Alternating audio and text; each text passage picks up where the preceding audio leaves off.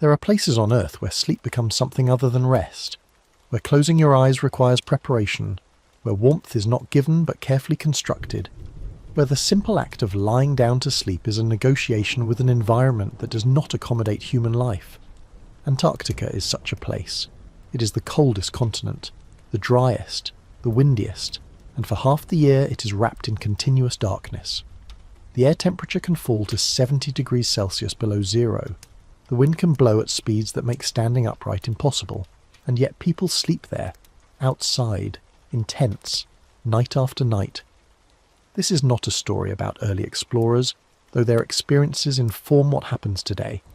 This is about modern researchers, scientists and support staff who work at the bottom of the world, collecting data that cannot be gathered anywhere else. They live at research stations equipped with heat and electricity, but their work often takes them away from those stations into the field, where they must sleep in conditions that would kill an unprepared person within hours. They do this not for adventure or record setting, but because the science requires it. Ice cores must be drilled from remote glaciers. Meteorites must be collected from specific zones of blue ice. Weather stations must be serviced in locations far from any permanent shelter.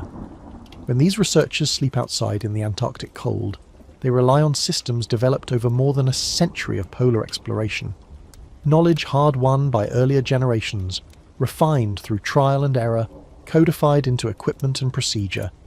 The tents they use, the sleeping bags they crawl into, the routines they follow each evening, all of these represent accumulated understanding of what it takes to survive a night at the coldest edge of human endurance. This is a documentary about that survival, about the layers of fabric and air that stand between a sleeping person and lethal cold, about the sounds of wind on nylon in absolute darkness, about what it feels like to wake in a tent when the temperature outside is colder than a household freezer can produce. The story unfolds slowly, as these nights themselves unfold, without drama, without crisis, simply the steady passage of hours in a place where every detail matters and where sleep is never quite what it is anywhere else. It begins with darkness, with the transition into the polar night, and it moves through the routines and challenges that define what it means to rest when surrounded by one of the most hostile environments on the planet.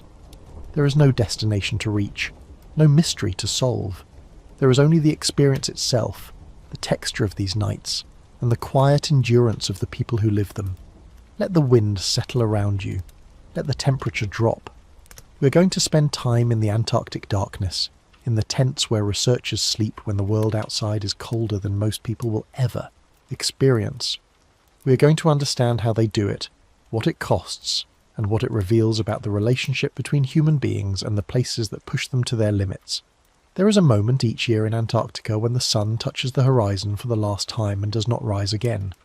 This happens gradually over days, as the light grows weaker and the angle shallower, until one afternoon the sun simply slides away and darkness settles across the continent.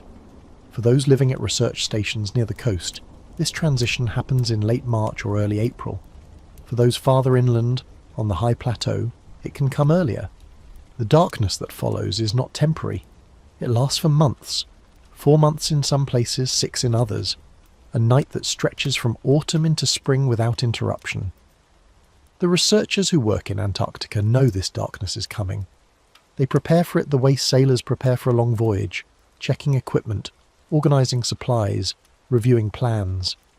Some of them will spend the winter at permanent research stations, living in heated buildings with electric lights and insulated walls. Others will leave before the darkness fully arrives, returning north to wait out the polar night. But a small number will venture into the field during these months, sleeping outside in tents while the temperature falls to 70 degrees Celsius below zero, working in conditions that test the absolute limits of what the human body can endure. This is not exploration for its own sake. The researchers who sleep outside their bases during the polar night are there to gather data that cannot be obtained any other way. They drill ice cores from glaciers that hold records of Earth's climate stretching back hundreds of thousands of years. They collect meteorites that lie exposed on the surface of ancient ice, preserved in a frozen archive. They measure the movement of ice sheets, track changes in snow accumulation, study the physics of how cold air behaves across the plateau. The work requires presence in the field, sometimes for days or weeks at a time, in locations where no permanent shelter exists. the darkness changes everything. During the Antarctic summer, when the sun never sets, fieldwork operates on a different schedule. Teams can work long hours, dry equipment in the continuous daylight, navigate with better visibility. But in winter, with no natural light at all, every task becomes more difficult. Navigation relies entirely on GPS and dead reckoning.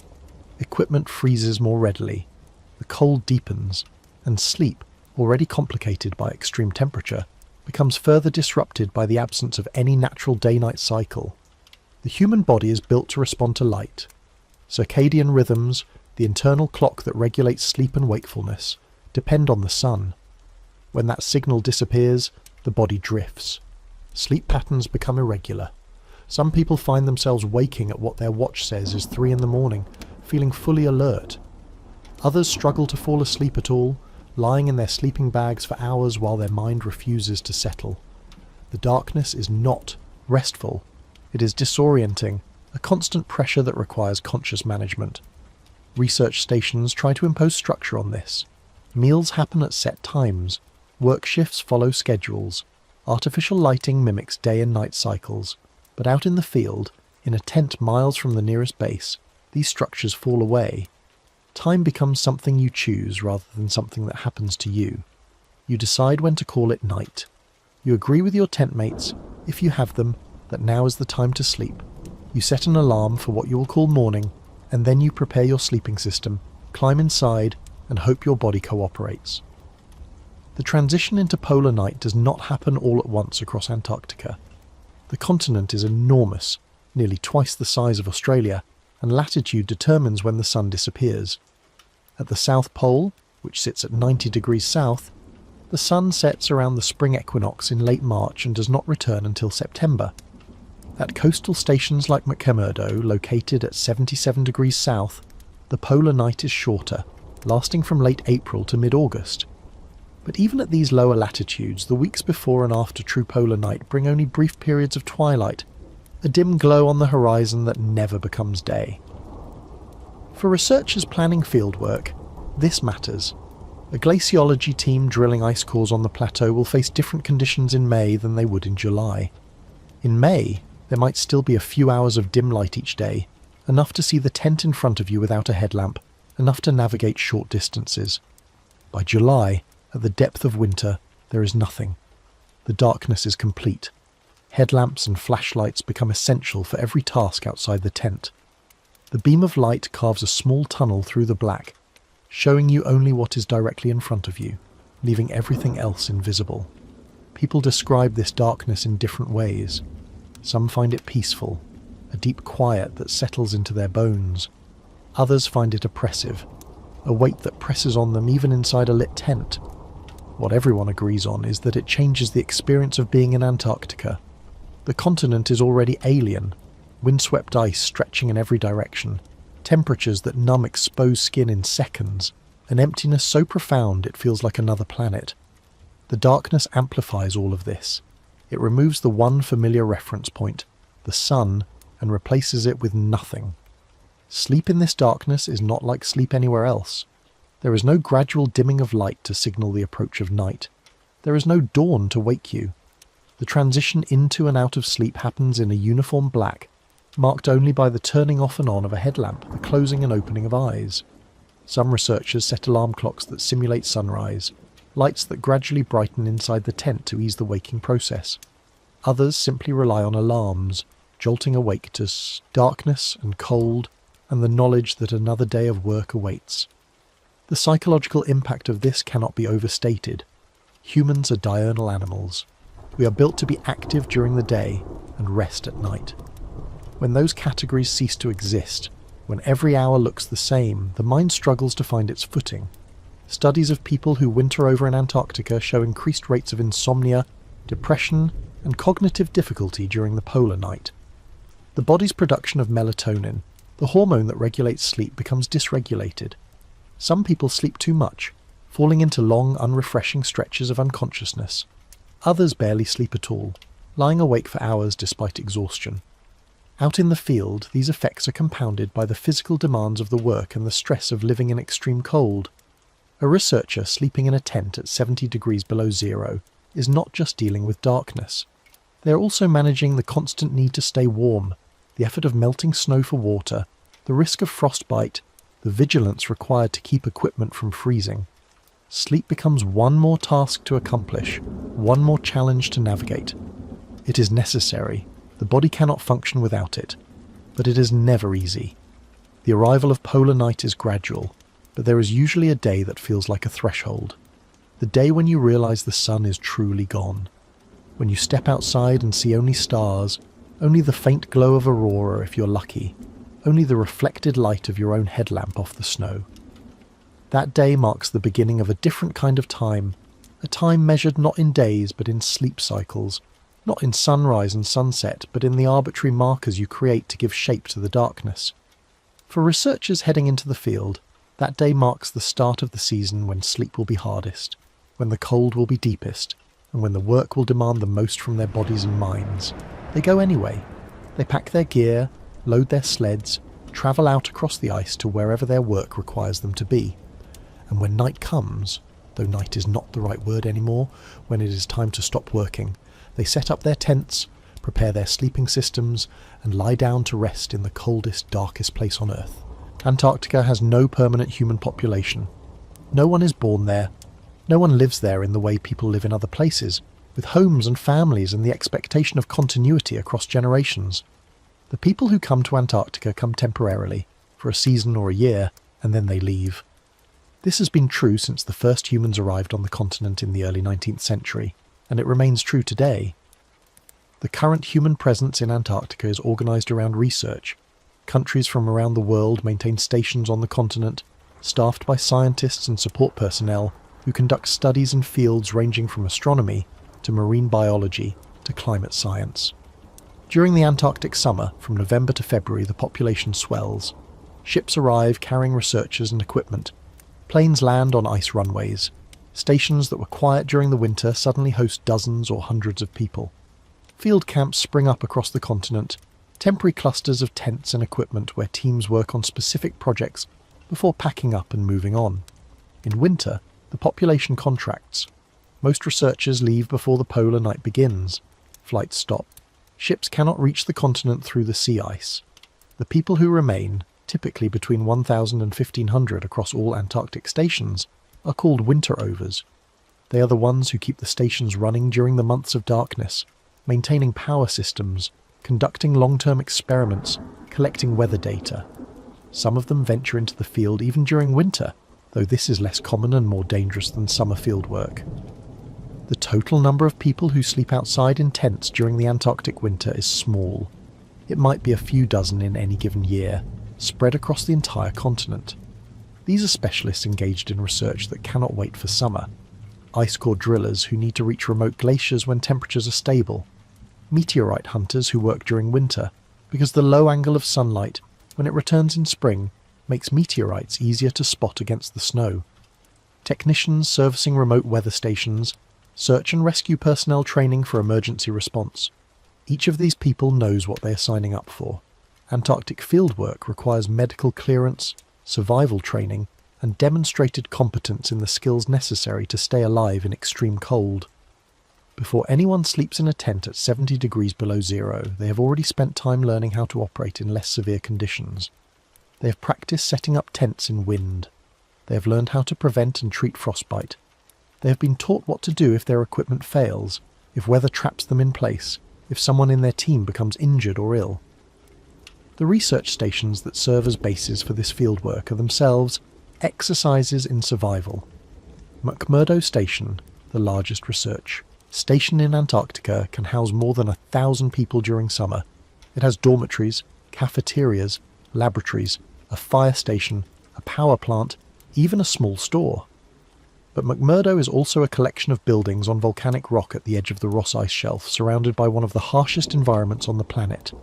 Every piece of equipment, every bit of food, every drop of fuel has to be brought in from outside. Nothing grows there. Nothing is native except ice and rock and wind. Other stations are smaller. The Amundsen Scott South Pole Station sits at the geographic South Pole, on the high plateau nearly 3,000 metres above sea level. The air pressure at that elevation is lower, making it feel even colder than the temperature would suggest. The station is enclosed in a large building elevated on stilts to prevent it from being buried by drifting snow. In winter, temperatures at the pole regularly drop below 80 degrees Celsius. The winter over crew numbers around 50 people. They live and work in a sealed environment, venturing outside only when necessary, and even then for limited periods. Field camps are nothing like these stations. A typical field camp consists of a few tents, a portable toilet, supply caches protected from wind, and whatever scientific equipment the team needs for their work. There is no running water, no electricity beyond what solar panels or generators can provide, no heat except what people generate inside their tents. The camp is temporary by design. When the work is done, everything gets packed up and removed, leaving nothing behind except perhaps a marker for GPS coordinates. The researchers who live in these camps are self-sufficient by necessity. They bring all their own food, fuel and equipment. They melt snow for drinking water. They cook on portable stoves. They navigate using GPS because landmarks are scarce or non-existent in the featureless white of the interior. If something breaks, they fix it themselves or do without. Resupply is difficult and depends on weather. In winter, it may not be possible at all. Communication with the outside world is limited but maintained. Satellite phones and radios allow field teams to check in with their base station, report their status, request help if needed. Weather forecasts get relayed out to the field so teams can prepare for incoming storms. But the conversations are brief and functional. There is no casual browsing of the internet, no video calls, no streaming of music or movies. The isolation is real. This isolation is both physical and psychological. Physical because you are, in fact, far from any other human beings. Psychological because even when you're with a team, the environment creates a kind of solitude. Everyone is focused on the same basic challenges: staying warm, completing the work, managing the cold. Conversations tend to be practical. There is less energy for socializing when every action requires extra effort. The work that brings people into the field is varied. Glaciologists study the flow of ice sheets, drilling cores to extract samples that reveal how climate has changed over millennia. The ice in Antarctica is layered like tree rings, with each layer representing a year of snowfall. Air bubbles trapped in the ice contain samples of ancient atmosphere. By analysing these cores, scientists can reconstruct temperatures, atmospheric composition, even volcanic eruptions from hundreds of thousands of years ago. Meteorite hunters search for rocks that have fallen from space. Antarctica is one of the best places in the world to find meteorites because the ice sheet acts as a collection mechanism. Meteorites that fall on the ice get buried by snow, then carried slowly toward the coast by the flow of the ice. In certain areas, where ice flows up against mountains or encounters other obstacles, the surface ice ablates. It evaporates without melting, leaving meteorites exposed on the surface. Teams search these areas systematically, collecting samples that are sent to laboratories around the world for study. Weather research requires placing instruments in specific locations and servicing them regularly. These stations measure wind speed, temperature, barometric pressure, solar radiation. Some of them operate automatically, but others need periodic maintenance, replacing batteries, downloading data, clearing snow from sensors. In winter, this maintenance becomes difficult but remains necessary. Biological research happens mostly near the coast, where life is more abundant, but even inland there are questions about microbial life in extreme cold, about how organisms adapt to conditions that seem incompatible with life. Some researchers study the ice itself, its mechanical properties, its response to stress, the way it deforms under its own weight. All of this research requires people to be present in locations where staying alive is work. The stations provide a base, a place to return to, but the actual data collection happens in the field. And in the field, especially during winter, sleep is something you have to build. The Antarctic Plateau is a desert. Snow falls there, but not much. Only a few centimetres per year in some areas, less than the Sahara receives in rain. What snow does fall stays. It accumulates over millennia, compressing under its own weight into ice that can be more than 4,000 metres thick. The plateau itself sits at high elevation, much of it above 3,000 metres. The air is thin, the horizon is flat. In every direction the view is the same, white ice extending to the curve of the Earth. In winter, this plateau becomes one of the coldest places on the planet. The temperature at the Russian Vostok station located near the centre of East Antarctica, has been recorded as low as 89 degrees Celsius below zero. Even more commonly accessible areas of the plateau regularly see temperatures between 60 and 70 degrees below zero during the winter months. This cold is not like cold in other places. It is absolute. It has a presence. It is something you feel even before you step outside, a weight in the air, a sharpness that makes your lungs tighten. The cold behaves in ways that are difficult to understand if you have not experienced it. Metal becomes brittle, plastic shatters, rubber loses all flexibility, fuel thickens until it barely flows, batteries drain in minutes, human skin, if exposed, freezes in seconds, breath turns to ice crystals before it leaves your mouth. These crystals hang in the air, glittering in the beam of a headlamp, creating halos around lights. The phenomenon is called diamond dust, and it is beautiful in a way that makes the cold feel even more alien. The wind on the plateau is a separate force. Antarctica is the windiest continent, and much of that wind originates on the plateau. Cold air is dense, it sinks. On the high interior of the continent, this cold air pools, then begins to flow downward toward the coast, accelerating as it goes. These are katabatic winds, gravity-driven currents of freezing air that can reach speeds exceeding 300 kilometers per hour in some coastal areas. On the plateau itself, the wind is more variable, sometimes calm, sometimes gusting to 80 or 100 kilometers per hour, enough to make walking difficult and tent camping dangerous. Wind makes cold worse. The human body generates heat constantly, warming a thin layer of air next to the skin. When wind blows, it strips this warm layer away, replacing it with cold air. The body has to work harder to maintain its core temperature. This effect is quantified as wind chill, a measure of how cold it feels when wind is factored in. At 70 degrees below zero, with a wind speed of 30 kilometers per hour, the wind chill can drop below 100 degrees Celsius. At that point, exposed skin freezes almost instantly. The plateau is also dark for much of the winter. The polar night at the South Pole lasts from late March to late September, 6 months of continuous darkness broken only by stars and, occasionally, the southern lights. At other locations on the plateau, the duration of darkness varies. But even at the margins, winter brings long periods where the sun does not rise. The darkness is not dramatic. There are no sunsets in the usual sense. The light simply fades over weeks, growing dimmer and more oblique until it is gone. In this darkness, navigation becomes difficult. During summer, teams travelling on the plateau can see landmarks, can orient themselves by the position of the sun, can judge distance by sight. In winter, with no light and often no visible features, navigation depends entirely on instruments. GPS provides coordinates, but it does not tell you about crevasses hidden under snow bridges, about sastrugi, wind-carved ridges of hard snow that can break equipment and make travel exhausting, about areas where the surface is unstable. Teams travelling on the plateau in winter move slowly, cautiously, probing the snow ahead of them, trusting their instruments but aware that conditions can change suddenly. The surface of the plateau is not smooth. Wind sculpts the snow into patterns. Sastrugi can be 1/2 metre high or more, hard enough to damage skis and sleds, irregular enough to make each step a negotiation. In some areas, the surface is polished ice, smooth and slick. In others, it is soft powder that offers no support, where each footstep sinks deep and pulls energy from your legs. The variability is exhausting. You cannot establish a rhythm. Every kilometre requires attention. The air on the plateau is dry. Humidity is nearly zero. The cold prevents the air from holding moisture, and what little moisture exists quickly turns to ice and falls as diamond dust. This dryness affects everything. Skin cracks and bleeds. Lips split. Noses bleed. Breathing becomes irritating. The air so dry it feels like sandpaper in your throat and lungs.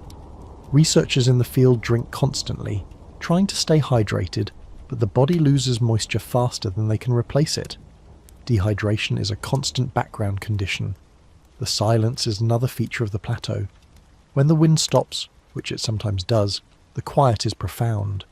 There are no animals, no insects, no birds, no running water, no rustling leaves. If you stand still and the wind is calm, you hear only your own breathing, your own heartbeat, the creak of your clothing. Some people find this silence restful. Others find it unnerving, a reminder of how absent life is from this place. The cold also changes sound. At very low temperatures, sound travels differently. Voices carry farther.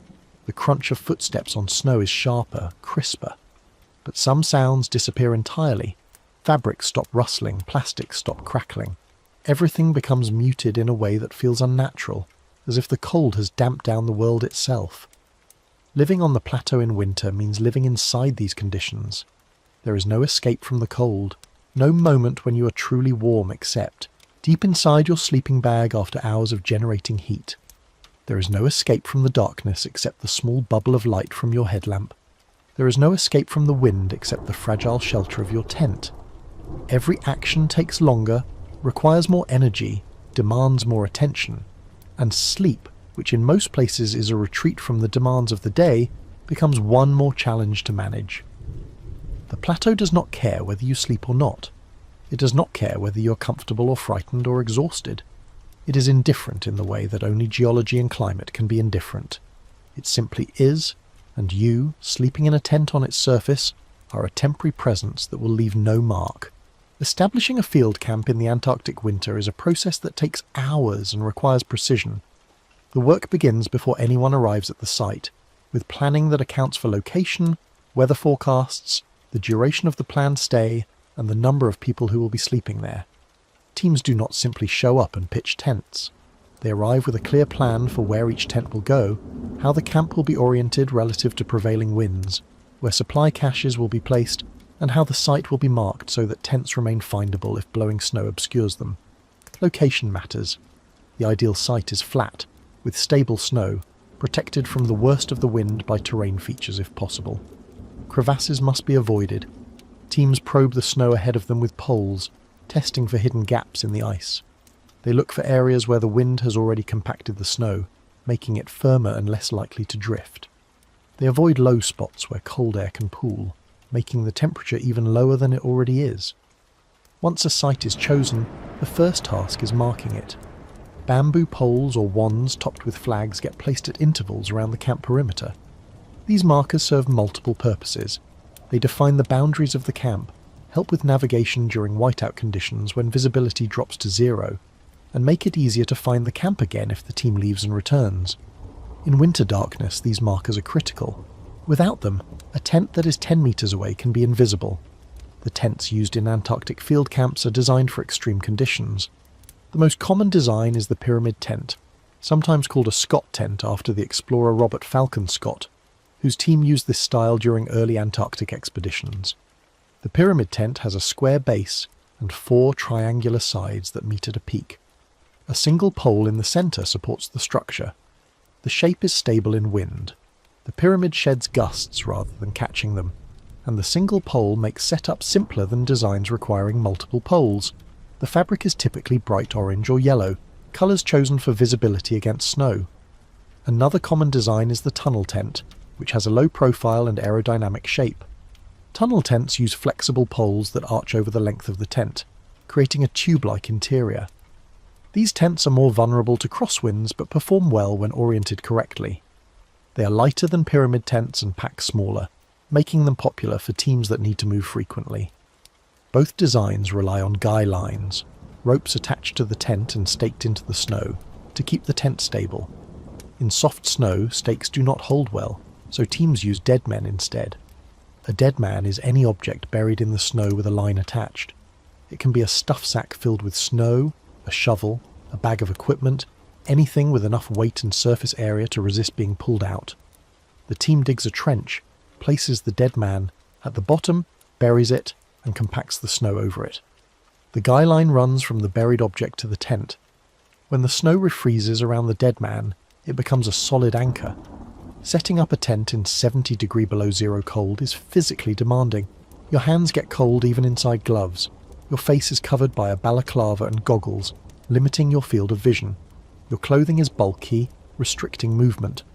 The tent fabric is stiff from cold, difficult to fold and manipulate. The pole, if metal, is painful to touch even through gloves. Every action takes longer than it would in moderate conditions, and you're working against the clock because the longer you're outside, the more heat you lose. The process typically involves several people, One person holds the tent in place while others stake or bury dead men. Someone else threads the pole through the top of the tent and raises it, lifting the fabric into shape. Guy lines get adjusted, tightened, checked for security. The team digs a small trench around the perimeter of the tent, then piles snow onto the tent's skirt, a strip of fabric extending from the base, and compacts it. This snow anchor adds stability and helps seal the bottom of the tent against wind-driven snow. Once the tent is up, the team builds a windbreak. This is a wall of snow, usually upwind of the tent, constructed by cutting blocks from compacted snow and stacking them. The wall does not need to be tall, a metre or so is often enough, but it needs to be solid. The wind will hit this wall instead of hitting the tent directly, reducing the force on the tent fabric and guy lines. Building the wall is hard work. Cutting snow blocks with a saw, lifting them, placing them, all of this requires energy and generates heat. People sweat inside their layers of clothing, which becomes a problem later when that sweat turns to ice. Inside the tent, the team creates a living space. Sleeping pads get arranged on the floor, sleeping bags get unpacked and laid out. Gear gets organised, with items needed frequently placed within easy reach, and items needed less often stacked near the walls. If the tent is large enough, a small vestibule area near the door becomes the kitchen, a spot where stoves can be operated safely, where snow can be brought in to melt for water, where food can be prepared. In smaller tents, the kitchen is wherever there is space, often between sleeping pads. The tent becomes a micro-environment. Outside, the temperature is 70 degrees below zero.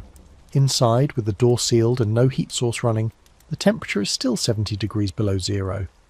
The tent provides no insulation in the thermal sense. What it provides is protection from wind. Wind is what makes the cold lethal. Without wind, the human body can survive much colder temperatures, because the layer of warm air next to the skin stays in place. The tent holds that still air, creating a space where cold is manageable rather than immediately life-threatening. Heat sources inside the tent are limited. Some teams use small portable stoves for cooking and melting snow, and these stoves add warmth to the interior while they run. But running a stove inside a tent is dangerous. Stoves consume oxygen and produce carbon monoxide.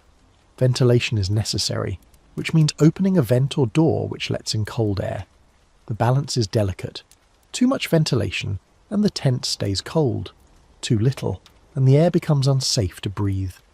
Teams monitor this carefully, keeping stoves on only as long as needed, ensuring vents remain open, watching for signs of carbon monoxide poisoning, headache, dizziness, nausea. The floor of the tent is often not level. Snow surfaces are rarely flat, and even after site preparation, there are usually bumps and depressions. Sleeping pads help, but you still feel the irregularities beneath you. Some people dig shallow trenches in the snow to create flat spots for sleeping.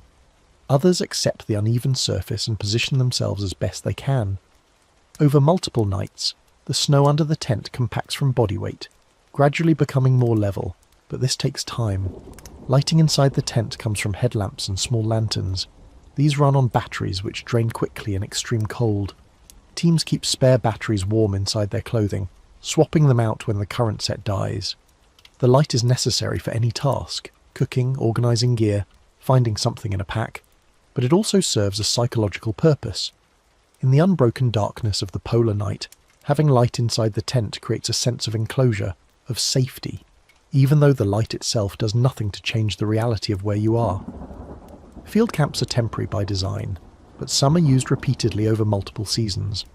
These semi-permanent camps might have cached supplies, fuel drums, food stores, equipment, buried in the snow and marked for future use. Returning teams dig up these caches, check what is still usable, and add to them if needed. The snow preserves things well. Food frozen at 70 below stays frozen indefinitely. Fuel does not degrade. Equipment, if protected from moisture and wind, remains functional. The camp is a small human presence in a vast inhuman space. At night, when the tents are lit from inside, they glow like lanterns on the snow.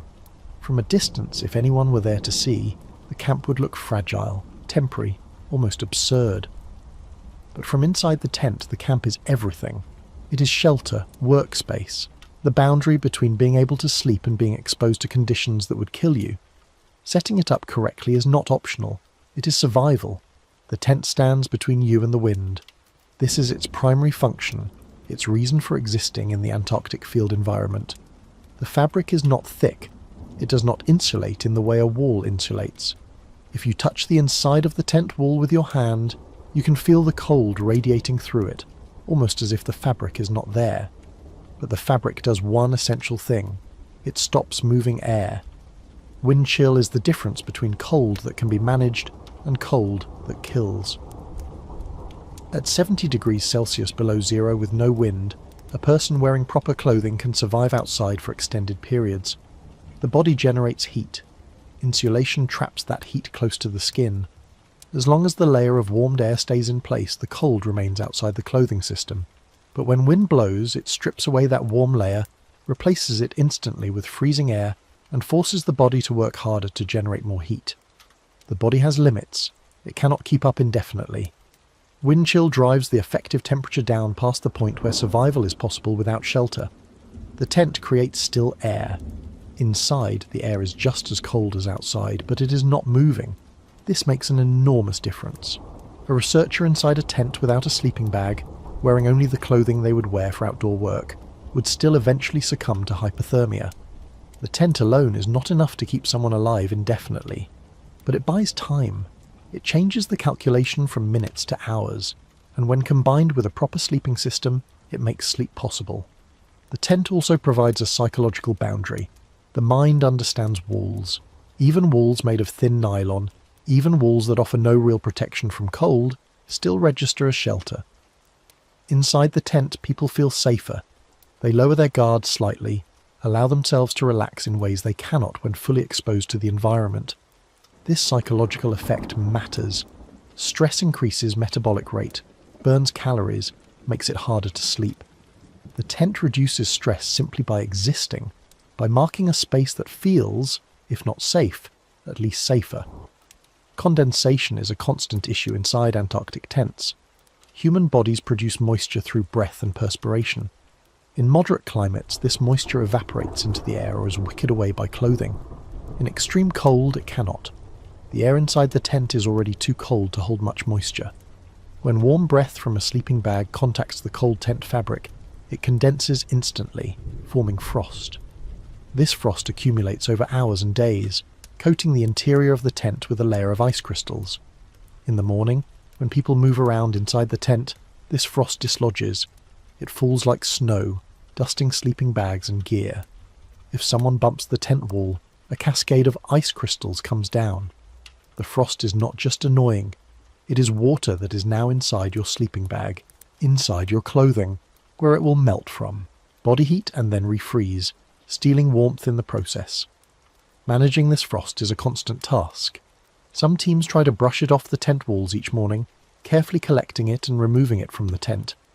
Others accept it as inevitable, and focus instead on keeping their sleeping bags dry. Ventilation reduces condensation but lets in cold air. Most expedition tents have vents, small openable panels near the top of the tent that allow moisture-laden air to escape while minimizing the amount of cold air that enters. These vents work on the principle that warm air rises. The warmest, most moisture-saturated air inside the tent will be near the ceiling. Opening a vent there lets that air out. Cold air entering through the vent sinks to the floor, where it has less impact on people inside sleeping bags. The system is not perfect, but it helps. The shape of the tent matters for wind resistance. Pyramid tents, with their steep sides and pointed top, shed wind well. The wind hits a sloped surface and deflects upward, reducing the pressure on the fabric. Tunnel tents, if oriented correctly with a door facing away from the wind, also perform well. Dome tents, common in recreational camping, are less suitable for Antarctica because their rounded shape catches wind, creating more stress on the poles and fabric. Tent fabric itself has evolved significantly. Early Antarctic explorers used canvas, which was heavy, prone to tearing, and absorbed moisture. Modern expedition tents use ripstop nylon or similar synthetic fabrics that are lightweight, strong, and resist water absorption. The fabric is often double-layered, with an inner tent and an outer fly. The space between the layers creates a small insulating air gap and provides a place for condensation to form without immediately affecting the interior. Colour is also a consideration. Bright colours, orange, yellow, red, are chosen not for aesthetics but for visibility. In whiteout conditions, when blowing snow reduces visibility to a few meters, a brightly coloured tent is much easier to spot than a dark or neutral-toned one. This can be life-saving. If someone needs to leave the tent briefly and becomes disoriented, being able to see the tent even from a short distance can mean the difference between finding your way back and wandering into the emptiness. Guy lines require constant attention. Wind in Antarctica is not steady. It gusts, pulling at the tent from different directions, creating forces that shift moment to moment. Guy lines stretch, stakes pull out, dead men shift in the snow.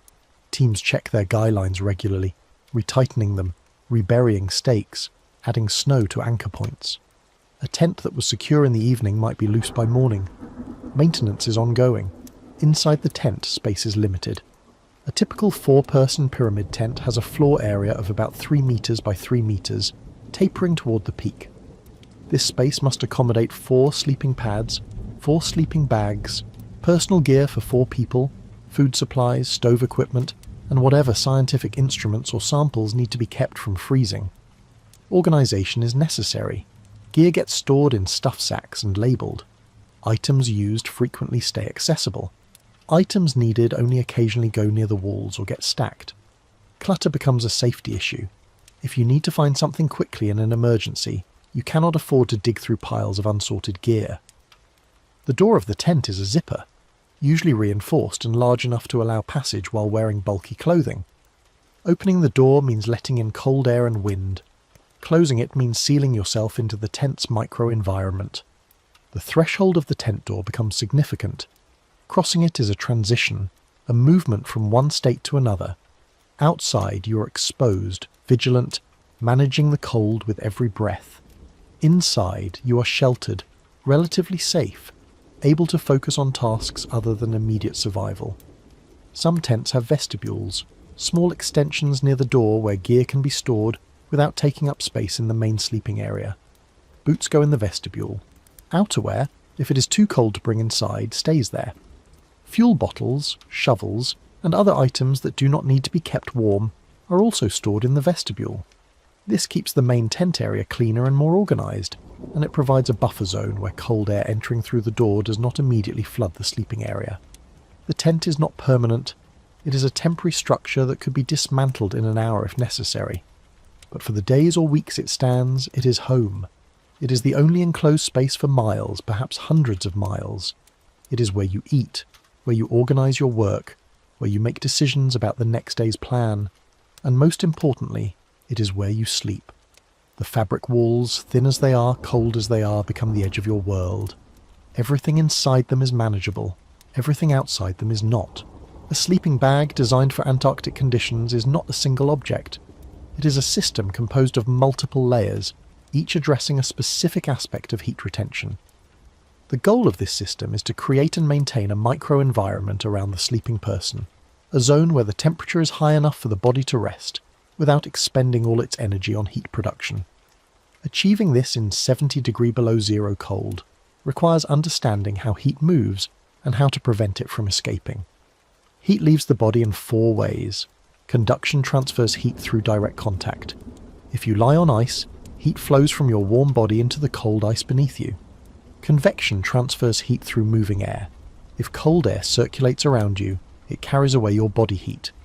Radiation transfers heat through infrared energy, emitted by warm objects. Your body radiates heat into the surrounding space. Evaporation transfers heat when moisture turns from liquid to vapor, taking thermal energy with it.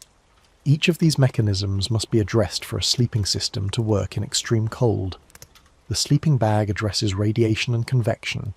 Its outer shell is made from a tightly woven wind-resistant fabric that blocks air movement. Cold air cannot circulate inside the bag. The interior is filled with insulation, either synthetic fibres or down feathers, that traps thousands of tiny pockets of air. These pockets are the actual insulating material. The fibres or feathers simply hold the air in place. Still air is a poor conductor of heat, so the trapped air forms a barrier that slows the transfer of warmth from your body to the cold environment outside the bag. Down insulation, the soft undercoating of waterfowl, is highly effective because it creates very small air pockets and compresses well for transport. A given weight of down provides more insulation than the same weight of synthetic material. However, down has a critical weakness. It loses its insulating ability when wet. If moisture gets into down insulation, the feathers clump together, the air pockets collapse, and the insulation fails. In Antarctica, where all moisture turns to ice, this is a serious problem. Synthetic insulation does not have this weakness. Synthetic fibres retain their structure even when damp or frozen, continuing to trap air and provide insulation. For this reason, many Antarctic sleeping bags use synthetic fill despite it being heavier and bulkier than down. The trade-off, carrying more weight in exchange for reliability, is considered worthwhile. Temperature ratings for sleeping bags are standardized but can be misleading. A bag rated to -40 degrees Celsius is expected to keep an average person alive and reasonably comfortable down to that temperature, assuming other factors are optimal. But comfortable is subjective, and optimal is rarely the case in the field. Factors like individual metabolism, clothing worn inside the bag, the quality of the sleeping pad beneath you, humidity, and how well fed and hydrated you are all affect how cold you feel. In practice, researchers sleeping at 70 below often use sleeping bags rated for -50 or colder, and even then they are not warm. They are simply not dying. Some teams use 2 sleeping bags, one inside the other. The inner bag might be a moderate weight bag rated to -20. The outer bag is a heavier expedition model rated to -50. Together they provide more insulation than either bag alone, and the layering creates additional dead air space. This system is heavier and bulkier, making it impractical for teams that need to move quickly. But for stationary camps where weight is less of a concern, the extra warmth is worth it. Vapor barrier liners add another layer to the system. These are thin, waterproof bags that go inside the sleeping bag, next to your body. The concept seems counterintuitive. You're sealing yourself inside a non-breathable layer that traps all the moisture your body produces, but this is intentional. Without a vapor barrier, moisture from your breath and perspiration migrates outward into the sleeping bag's insulation. Once there, it condenses and freezes, adding weight to the bag and reducing its insulating ability. Over days or weeks in the field, a sleeping bag without vapor barrier protection can accumulate kilograms of ice. The vapor barrier prevents this by keeping moisture on the inside next to your skin, where body heat keeps it liquid. You wake up damp, but your sleeping bag stays dry. The dampness is uncomfortable, but it is manageable. A wet sleeping bag in extreme cold is not. The trade-off is clear. Teams that use vapor barriers accept being damp in exchange for maintaining their insulation. Sleeping pads address conduction. The ground in Antarctica is ice, sometimes covered by a layer of snow, but ice nonetheless. Ice is an excellent conductor of heat. If you lie directly on it, heat will flow out of your body into the ice at a rate that makes sleep impossible. Your back, your legs, your shoulders, all the parts of you in contact with the ground, will get cold fast. Even with a sleeping bag, if there is no insulation between you and the ice, you will not stay warm. Sleeping pads create that insulation. They are made from foam, or contain air chambers that provide a barrier between your body and the ground. The effectiveness of a sleeping pad is measured by its R value, a number that indicates thermal resistance. Higher R values mean better insulation. For Antarctic conditions, an R value of 5 or higher is recommended. Many researchers use 2 pads stacked together, combining a closed-cell foam pad with an inflatable insulated pad to achieve R values of 7 or 8. Closed-cell foam pads are simple and reliable. They are sheets of dense foam that do not compress much under weight and do not require inflation. They do not fail. If you puncture a foam pad, it still works. If it gets wet, it still works. The downside is that foam pads are bulky and less comfortable than inflatable pads. Inflatable pads are more comfortable and pack smaller but come with risk.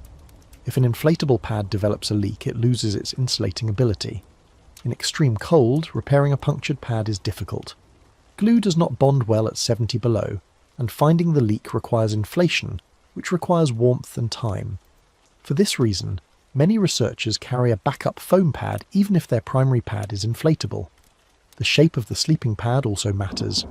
Full-length pads provide insulation from head to toe. Shorter pads, which cover only the torso and hips, save weight but leave the legs with less insulation. In extreme cold, full-length pads are standard. The small weight savings of a shorter pad are not worth the loss of warmth. The sleeping system extends beyond the bag and pad to include clothing. What you wear inside the sleeping bag affects how warm you are. Too much clothing traps sweat and reduces the effectiveness of the insulation. Too little, and you rely entirely on the bag to keep you warm. The balance is individual and learned through experience. Most researchers sleep in a base layer, long underwear made from synthetic or wool fabric that wicks moisture away from the skin. Some add a light insulating layer, like a fleece jacket or insulated pants. Socks are essential. Feet get cold quickly because they are at the edge of circulation and often damp from the day's activity. Dry socks, changed before getting into the sleeping bag, make a significant difference. Hats are also worn. A significant amount of body heat can be lost through the head, and while sleeping bags have hoods that cinch down around the face, wearing a hat inside the hood adds warmth. Some people sleep with balaclavas or neck gaiters that cover more of the face, reducing the amount of exposed skin where breath can condense and freeze. Boots cannot go inside the sleeping bag. They are too cold and too dirty. But if boots are left outside the bag, they freeze solid, becoming impossible to put on in the morning without warming them first. The solution is to place boot liners, the removable inner layer of the boot, inside the sleeping bag near your feet. The liners stay warm, or at least flexible, and in the morning they can be inserted back into the frozen outer boot shells, making the boots wearable. This is uncomfortable. Having cold boot liners near your feet is not pleasant, but it is necessary. Water bottles face the same issue. Water left outside the sleeping bag will freeze. Water frozen in a bottle can split the bottle or make it impossible to drink. Some researchers keep water bottles inside their sleeping bags overnight, using body heat to prevent freezing. Others keep bottles inside their clothing during the day and drink before it has a chance to freeze. The sleeping system, when fully assembled, is heavy. A -50 rated sleeping bag can weigh 3 to 4 kilograms. Add a vapor barrier liner, an insulated sleeping pad, a backup foam pad, and the total weight approaches 6 or 7 kilograms. For teams travelling long distances on foot or by ski, this weight matters. But there is no alternative. You cannot sleep in Antarctica without proper insulation, and proper insulation has weight. Each piece of the system is critical. Remove any one element, the pad, the bag, the vapor barrier, and the system degrades. It might still work in moderate cold, but at 70 below, there is no margin for error. Every layer, every pocket of trapped air, every barrier to heat loss is necessary. The sleeping system is also personal. Each researcher learns what works for their own body. Some people sleep warm and need less insulation. Others sleep cold and add extra layers. Some tolerate vapor barriers well. Others find them unbearable and accept the gradual icing of their sleeping bag instead. These are not choices made casually. They are decisions based on experience, on nights spent in the cold, on waking up shivering and making adjustments. In the end, the sleeping system is the only thing that allows sleep to happen in Antarctica. Without it, the cold is absolute. With it, sleep becomes possible, though never easy. The layers of fabric, the pockets of air, the careful assembly of insulation and barriers, all of this builds a fragile space where the human body can rest for a few hours before facing the cold again. In most environments, water is essential for life. In Antarctica, during winter field operations, water is the thing that can kill you. Not liquid water, there is almost none of that, but the water your body produces in the form of breath and sweat. Water that becomes frost and ice, and gradually undermines every system you depend on for survival. The human body is mostly water. An adult body produces roughly 1 litre of water per day through respiration and perspiration, even at rest.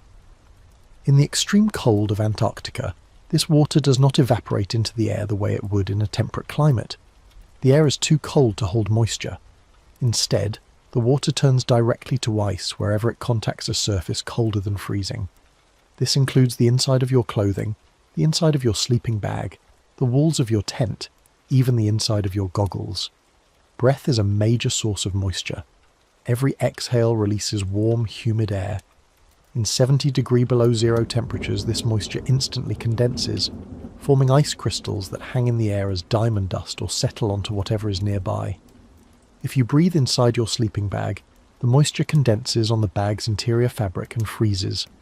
Over multiple nights, this ice builds up, adding weight to the bag and reducing its ability to insulate.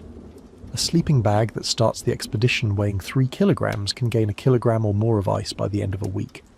This is why vapor barrier liners exist. By trapping moisture next to the body, they prevent it from migrating into the sleeping bag's insulation. But using a vapor barrier means sleeping damp. Your skin stays moist. Your base layers may become wet. This is uncomfortable and feels wrong. Instinct says to stay dry in the cold, but the alternative is worse. A sleeping bag full of ice loses its loft, its air pockets compress, and it no longer keeps you warm. Sweat is another problem. Physical work in extreme cold requires heavy insulation, but heavy insulation causes overheating during activity. When you overheat, you sweat. That sweat soaks into your clothing. If the clothing is against your skin, the sweat freezes once you stop moving, creating a layer of ice between you and your insulation. If the clothing is on the outside, the sweat still freezes, making the fabric stiff and reducing its ability to trap air. Managing this requires careful attention to layers. Researchers learn to vent their clothing during activity, opening zippers and cuffs to let heat escape before they start sweating. They remove layers when they feel themselves getting warm. They put layers back on before they start getting cold. This constant adjustment is exhausting, but it is necessary. Once you are wet with sweat, you cannot easily get dry again.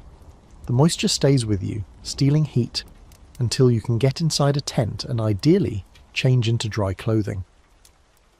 Drying wet clothing in the field is difficult. There is no source of heat.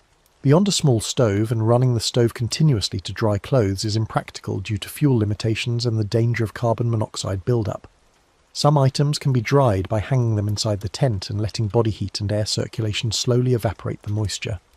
But evaporation requires energy, heat, and in extreme cold that process is very slow. A damp sock might take a full day to dry inside a tent. A heavier item like a jacket might not dry at all. During summer field work, when the sun is above the horizon continuously, wet items can be spread on the snow outside the tent and left to dry. The sun provides warmth, and even if the air temperature is below freezing, the solar radiation can evaporate moisture. This process, called sublimation, turns ice directly into vapor without passing through a liquid phase. It works, but it is slow. In winter, with no sunlight, sublimation still occurs but at a much reduced rate. Drying anything becomes nearly impossible. The result is that researchers accept a baseline level of dampness in their gear. Clothing is never completely dry. Sleeping bags accumulate moisture despite vapor barriers. Tent walls are coated with frost. This is the reality of extended fieldwork in extreme cold. You manage the moisture as best you can, but you cannot eliminate it. Goggles and face masks present their own challenges. Breath escaping from a face mask rises and condenses on goggle lenses, forming a layer of ice that obscures vision. Clearing this ice requires removing the goggles, warming them, scraping them clean, and putting them back on, all while exposed to the cold. Some goggles have ventilation systems designed to reduce fogging, but these systems only work if the temperature differential between inside and outside the goggle is not too extreme. At 70 below, the differential is too extreme, and fogging is unavoidable. Face masks themselves collect ice from breath. After an hour outside, the mask will have a thick layer of ice on its surface. This ice makes the mask stiff and uncomfortable, and it reduces the mask's ability to insulate. Each time you come back to the tent, the mask needs to be beaten against something hard to knock off the accumulated ice. The process is repeated multiple times a day. Zippers freeze. The metal or plastic teeth collect moisture, which freezes, locking the zipper in place. Freeing a frozen zipper requires warming it, often by holding it in your hands or breathing on it, which adds more moisture. Lubricants that work in moderate cold thicken or freeze at extreme cold temperatures, becoming useless. Some teams coat zippers with wax or graphite to reduce friction, but even these solutions have limits. Boots are particularly vulnerable to moisture. Feet sweat even in cold conditions because boots are heavily insulated and restrict airflow. This sweat soaks into boot liners and socks. If the liners are not removed and dried each night, they freeze solid. Putting on frozen boots in the morning is painful and can lead to frostbite. The solution is to remove the liners each evening and place them inside the sleeping bag to keep them warm. The outer shells of the boots freeze, but shells can be warmed by bringing them into the tent or by placing them in the sleeping bag's foot area, though this is uncomfortable. Fuel bottles and stoves also suffer from moisture. Fuel itself does not freeze at Antarctic temperatures, but the valves and fittings on fuel bottles can collect moisture that freezes and blocks the flow of fuel. Stoves have small jets and openings that can clog with ice. Before each use, stoves must be checked, warmed if necessary, and cleared of any ice buildup. A stove that fails is not just an inconvenience. It means no melted water, no hot food, and a much greater risk of hypothermia. Melting snow for water is a constant task in the field. The human body needs water to function, and in the dry air of Antarctica, dehydration happens quickly. But there is no liquid water to drink. Every drop must be melted from snow. This requires fuel and time. A stove running for an hour might melt enough snow to produce 2 or 3 litres of water. For a team of 4 people, that amount barely covers basic needs. Drinking enough to stay fully hydrated requires melting snow multiple times per day. The snow used for melting must be chosen carefully. Surface snow is often contaminated by wind-blown dust, or has low density, requiring more volume to produce the same amount of water. Older compacted snow is better. It is denser and cleaner. Teams dig below the surface to get to this older snow, cutting blocks or shoveling it into pots. The melting process adds moisture to the tent. Steam rises from the pot, condenses on the cold tent walls and turns to frost. More ice accumulates. This is unavoidable. You need water, and getting water means adding moisture to your environment. The cycle is self-perpetuating. The more you melt snow, the more moisture you introduce. The more ice builds up, the more you have to manage the consequences. Food also contains moisture. Cooking rehydrates freeze-dried meals by adding hot water, and that water, once heated, produces steam. Even foods that seem dry, like crackers or granola, release moisture when chewed and mixed with saliva. All of this moisture ends up somewhere, in the air, in your clothing, in the tent. The cumulative effect of all this moisture is that nothing stays dry. Your base layers become damp, your sleeping bag becomes damp, your socks, your gloves, your balaclava. All of them gradually accumulate moisture. Some of it freezes, some of it stays liquid due to body heat. None of it goes away. You learn to tolerate it, to accept that dry is not a state you will achieve in the field. You aim instead for less wet, for managing the moisture well enough that it does not compromise your insulation or your safety. This is why expeditions have limits. You cannot stay in the field indefinitely because eventually your gear becomes so wet and ice-laden that it stops functioning. Sleeping bags lose loft, clothing loses insulating ability, zippers stop working. At that point you must return to a heated station, dry everything thoroughly, and reset the system. For some expeditions this cycle happens every week. For others it can be stretched to 2 or 3 weeks, but the limit always exists. Water, in its invisible form as vapour, is the enemy in Antarctic fieldwork. It infiltrates everything, compromises everything, and cannot be avoided. Managing it is not about winning, you cannot win, but about losing slowly enough that you can complete your work before your systems fail. The hours before sleep in an Antarctic field camp are structured by necessity. Sleep does not simply happen when you feel tired. It requires preparation, a sequence of tasks that transform your cold, exhausted body into something capable of rest. This preparation takes time, sometimes several hours, and it cannot be rushed. Each step serves a purpose, and skipping steps leads to a colder, more miserable night. The first task is getting warm. You've been working outside, perhaps for 8 or 10 hours, and despite wearing insulated clothing, your core temperature has dropped. Your extremities, fingers, toes, face are cold. Your body is operating in a state of controlled hypothermia, where it has reduced blood flow to the periphery to protect vital organs.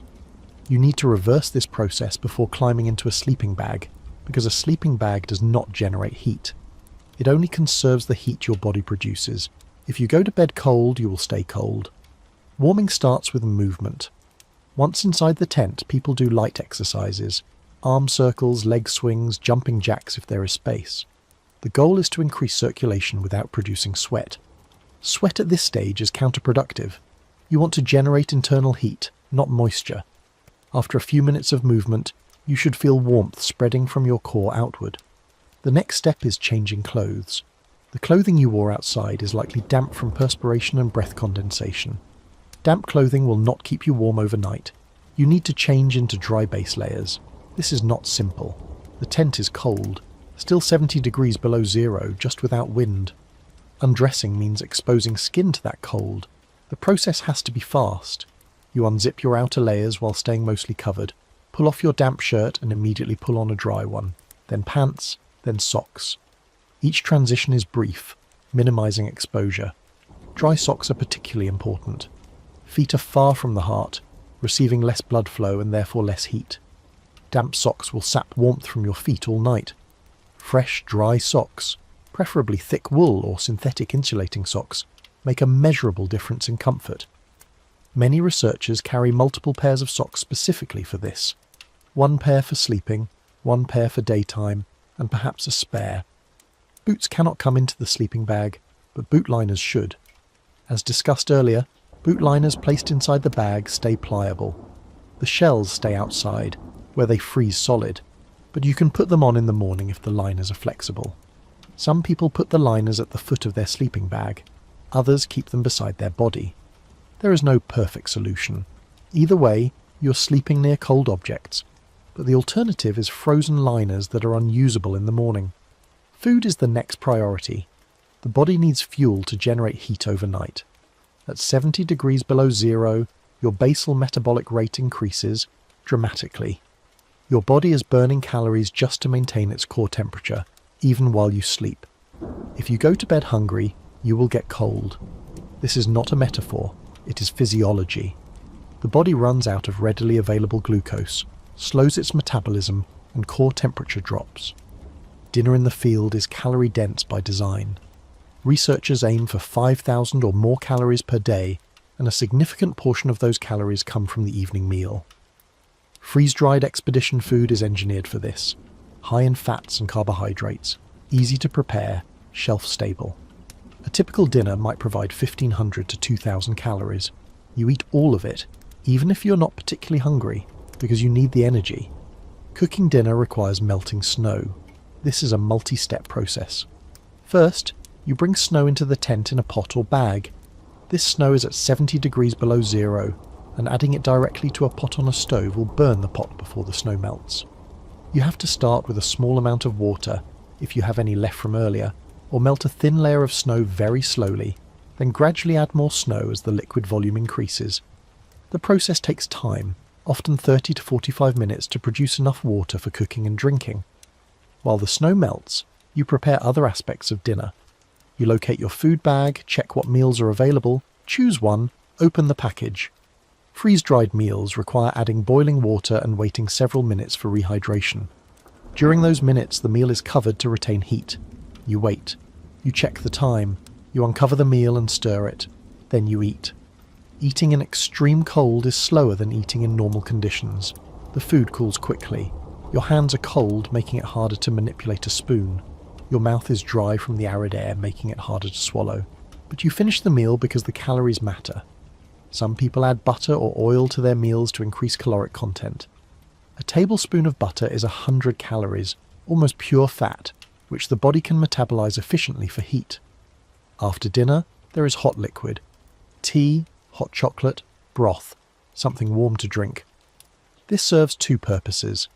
First, the liquid itself adds warmth to your core, raising your internal temperature slightly. Second, staying hydrated is essential.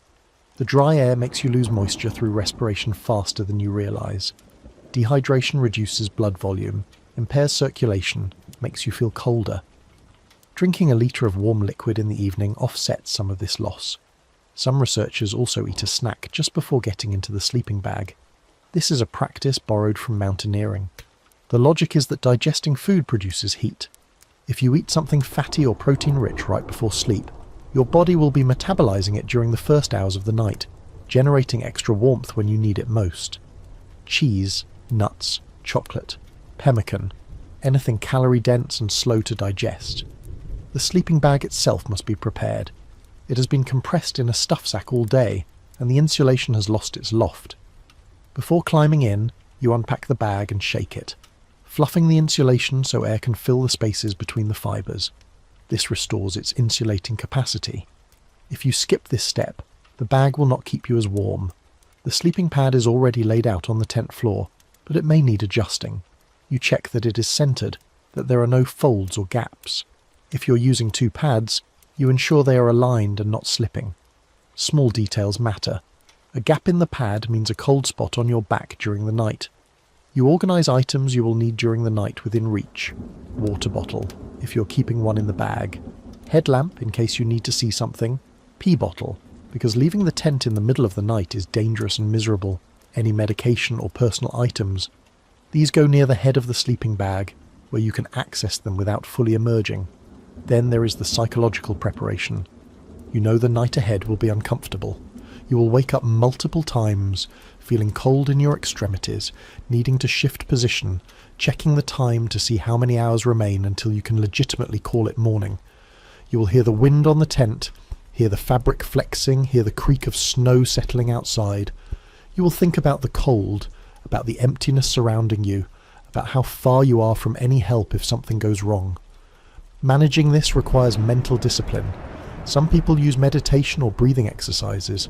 Others focus on counting breaths or visualizing warm places. The goal is to calm the mind enough that sleep becomes possible. Anxiety raises metabolic rate, which sounds beneficial, more heat. But it also makes sleep impossible, and sleep is when your body recovers. You need rest more than you need the small amount of extra heat that stress produces. Finally, you climb into the sleeping bag. This is a process in itself. You sit on the edge of the pad, maneuver your legs into the bag, slide down while pulling the bag up around you. If you're using a vapor barrier liner, you have already climbed into that first. The layers are tight, restrictive. You cannot move freely. You cinch the hood of the sleeping bag around your face, leaving only a small opening for your nose and mouth. Your breath will fog the air in front of you, condensing as frost. But there is no avoiding it. You lie still for a moment, assessing. Are your feet cold? Your hands? Is your back comfortable against the pad? Can you breathe easily, or is the bag too tight around your face? You make small adjustments, then settle in. You turn off your headlamp, darkness fills the tent. Outside, the wind continues. The temperature is 70 degrees below zero. Inside your sleeping bag, enclosed in layers of fabric and insulation, your body begins the slow work of generating enough heat to make sleep possible. Climbing into a sleeping bag at 70 degrees Celsius below zero is not like climbing into bed at home. It is a deliberate act, a transition into a state of vulnerability that requires both physical and psychological commitment. The sleeping bag is your survival tool for the next 8 or 10 hours, and how you enter it determines in part how the night will go. The first sensation is cold. The sleeping bag has been sitting in the tent all day, and the tent is as cold as the outside air. The fabric of the bag is stiff, almost rigid. The insulation inside has been compressed during storage, and may not have fully lofted yet, even after shaking it out. When you first slide your legs into the bag, the fabric feels like it is made of ice. It is not warm. It will not become warm on its own. It will only become warm if your body can generate enough heat to overcome the initial cold mass of the bag. This is the first challenge, the shock of entering a cold sleeping bag. Your instinct is to recoil, to pull back, to wait for the bag to warm up somehow before committing. But that is not how it works. The bag will only warm if you are inside it. You have to push through the discomfort, get fully inside, seal yourself in, and wait while your body does the work. The process of getting into the bag is mechanical. You sit on the sleeping pad, legs dangling. You open the bag zipper most of the way down, creating a wide opening. You insert your legs, one at a time, sliding them down into the footbox of the bag. The fabric resists. It does not want to accommodate your bulk. You push your legs deeper, feeling the cold fabric press against your ankles, your calves, your knees. Next, you lower your torso. You lean back, supporting yourself with your hands, and slide your hips and lower back into the bag. Now you are half in, half out. You pause to adjust the position of the bag around your legs, making sure it is not twisted. Twists create gaps in the insulation, cold spots that will bother you later. You smooth the fabric, pull it straight, check that your feet are centered in the footbox. Now your arms. You slide one arm into the bag, then the other, pulling the bag up over your shoulders. This is awkward. The bag is tight around your body, limiting your range of motion. You have to work the fabric up bit by bit, wiggling and shifting. If you're wearing a jacket inside the bag, the layers bunch up. You have to pause and smooth them out, pulling the jacket down so it lies flat against your torso. The hood comes next. Sleeping bags designed for extreme cold have hoods that cinch tightly around your head, leaving only a small opening for your face. You pull the hood up, position it so it covers your head and ears, then reach for the drawstrings. These strings are usually inside the bag, near your chest, and finding them in the dark is a tactile task. You pull the strings, tightening the hood until it fits snugly. Too loose and cold air will enter, too tight, and you feel suffocated. The balance is delicate. There is also a draft collar, a tube of insulation inside the bag around your neck and shoulders that prevents warm air from escaping through the top of the bag. You adjust this collar, pulling it close around your neck, sealing the gap. Now you are fully enclosed. Only your face is exposed, and even that is partially covered by the hood. You lie still, breathing through the small opening, and wait. The first 10 minutes are the worst. You're cold. The bag is cold. Your body is working to generate heat, but it has not yet warmed the air inside the bag. You shiver. This is normal, even expected. Shivering is the body's way of producing heat through rapid muscle contractions. It is uncomfortable but effective. You let yourself shiver, trusting that it will pass. During these minutes, you are acutely aware of every cold spot. Your feet are cold. The tips of your toes feel numb. Your hands, tucked inside the bag, are cold. Your back, pressed against the sleeping pad, is cold where the pad is thinnest. You want to move, to shift position, to do something that will generate more heat. But moving also disrupts the thin layer of warm air that is beginning to form around your body. You have to stay still, as much as possible, and let the system work. Gradually, warmth begins to accumulate. It starts near your core, your chest and abdomen, where blood flow is strongest. The insulation around your core traps the heat your organs produce. This heat spreads slowly outward, moving through the layers of clothing and into the sleeping bag's insulation. After 20 or 30 minutes, you notice that your torso is no longer cold. It is not warm exactly, but it is no longer painful. Your extremities take longer. Feet and hands are the last to warm because they are farthest from your core and have the least blood flow. Some people never get their feet fully warm during a night in extreme cold. The best you can hope for is that they stop hurting, that the cold becomes a dull ache rather than a sharp pain. You wiggle your toes periodically, trying to maintain circulation, trying to convince blood to flow into those distant capillaries. Breathing inside a sleeping bag is another adjustment. Your breath is warm and moist, and when it meets the cold air inside the bag, it condenses into water vapor.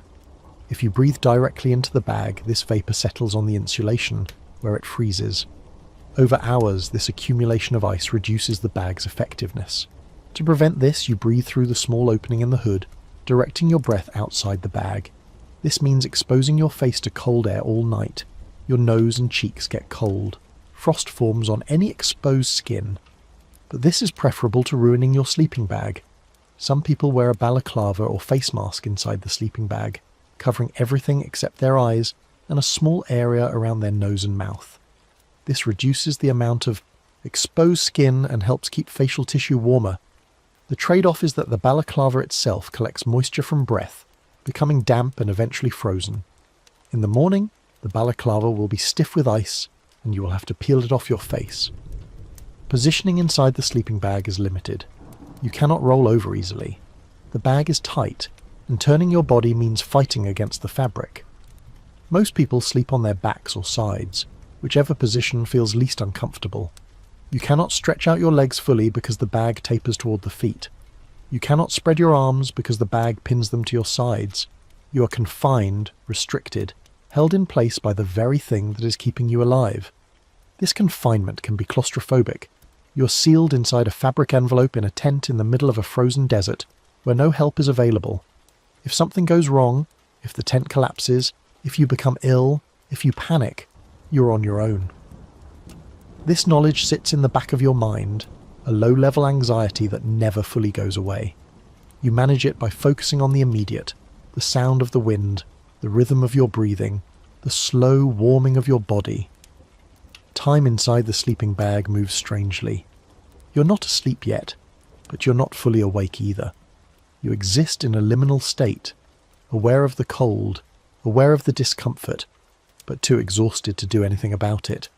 You close your eyes, you try to relax, you count breaths. You think about the work you did that day, the work you will do tomorrow. You think about being warm. You imagine sunlight. Imagine a heated room. Imagine anything other than where you are. At some point, without realizing it, you cross the threshold into sleep. Not deep sleep. Your body cannot afford deep sleep in these conditions, but a light, fitful sleep where you are semi-conscious, dreaming in fragments, waking every hour or two to check the time, to shift position, to assess whether you are still warm enough. This shallow sleep is what passes for rest in the Antarctic field. It is not restorative in the way sleep normally is, but it is enough.